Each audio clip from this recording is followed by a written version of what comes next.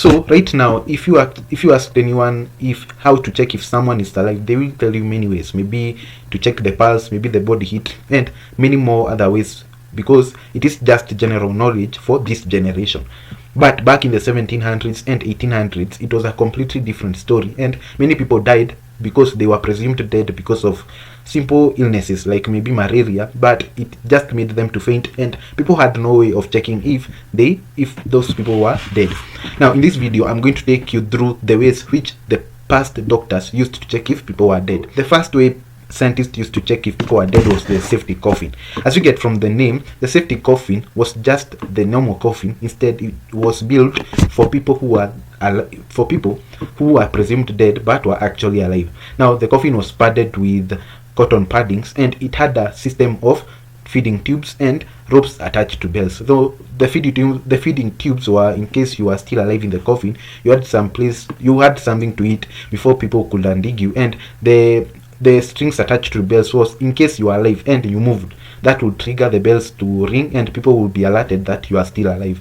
And in case there was no one, don't worry, there were escape hatchets in the coffin, so that you can come out of the grave yourself. And it would have saved people, but it ended up saving no one, because there are 4 stages of decay in a human body, and one of the stages is that parts of the body may get swollen. It caused many false alarms, and it ended up becoming a very useless piece of technology, but it was somehow an advancement, let me say that, for that time.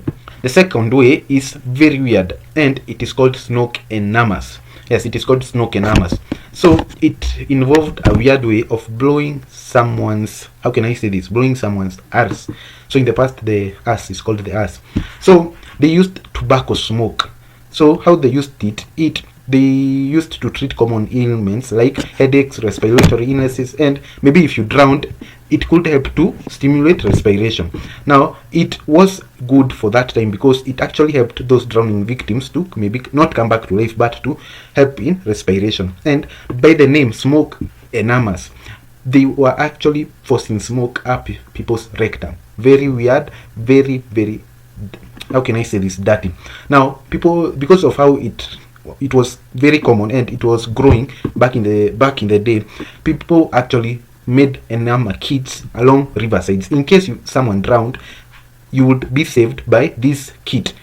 It consisted of a tube, a fumigator, and a bellow, so that in case you drowned, smoke was pushed up your anus, something like that, and you ended up living.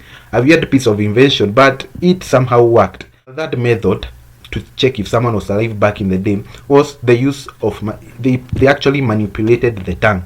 You all know that the tongue is the most sensitive organ, and it is used to taste, and it is just a muscle in your mouth.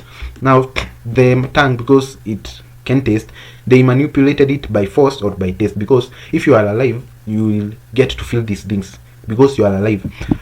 To check if someone was alive, the tongue was either pinched by a lot of force. They even used forceps to pinch your tongue, and in case you are alive, obviously you would feel the pain and you would wake up. But if you are not alive, obviously you would not react to it, and that is how they actually presumed if someone was dead. Other than that, they would get some liquids, maybe the sour, bitter, and alcoholic liquids, and they would actually drop them in your tongue so that they may get a reaction. Even the slightest reaction would show that you are alive. It was a bit, it was a bit cocky, but to some degree it could work. It worked. I think it worked for that time, and it was a bit general. There was actually a record of a doctor who yanked a woman's tongue with forceps for 3 hours until she woke up. And guess what? That woman actually woke up and she was not dead. The fourth method, which was used back in the day, is galvanism. Galvanism simply is like that method of manipulating the tongue by force or taste, but this time it is a bit different. We are going to use electricity, and electricity hurts like a lot. So the doctors decided, because these previous methods were not that useful, they decided to use the force of electricity to bring people back to life. Not necessarily to bring people back to life, but to give them a kickstart, let's say, something like that. So electrical wires were attached to people's lips and eyelids, because these are the most sensitive organs in your body, and huge jolts of electricity were passed through, and if you are alive, muscles would twitch, and even that slight twitch would come to show that the person is not yet dead and is still alive. But there were issues with this kind of method, because the machines being used for that time were expensive. Remember, this is the 1700s and the 1800s, that era. So machines to produce electricity were huge, and most importantly, they were expensive. So it would not be affordable to many people, because only the families were caring if that family member was still alive. Number 5 on our list is shocking the body with pain. Notice all these things are just ways to tamper with the body. Now, they actually shocked the body with pain, because we all know the most sensitive parts of the body are like the toes, fingers, and the tongue. That's why they focused mainly on those areas. Now, let's say, for example, people thought someone was dead and they wanted to check if he was alive. They would actually place their fingers over a candle flame, and if there was any reaction, they would know he was still alive. If that was not the case, the fingers and toes would actually get chopped, because we all know that your hands have so many veins. They have so many veins, and if there is a small force on your hands, you will feel that pain. So imagine your pinky getting chopped. You will have to wake up if you are still alive, because it is very painful. It, to some extent, it could work, but I'm not sure if it worked that time. But it was just a general way of checking if someone was alive. Let's say they did all those things and nothing worked. They resorted to plan B. Plan B was simply they boiled water to that 100-degree mark, or maybe even more, and they poured it on a part of your body. Let's say your hand, and if you are alive, obviously you will feel the pain and you will be forced to wake up. And again, if there was no reaction, let's say you got burned on a part of the hand and actual blisters formed, you are presumed to be still alive. Another method used by doctors to check if someone was alive was by using needle flags. Yes, the name actually means needle flags. Now, let's go back in history to the discovery of the first stethoscope by René Laennec. I don't know if I'm pronouncing it well. He's called René Laennec. So he decided to make a telescope because he felt a bit uncomfortable placing his ear to the chest of a woman, and he decided to make a stethoscope. But the problem with that stethoscope for that time was that he could only listen with one ear, and sometimes it was inaccurate.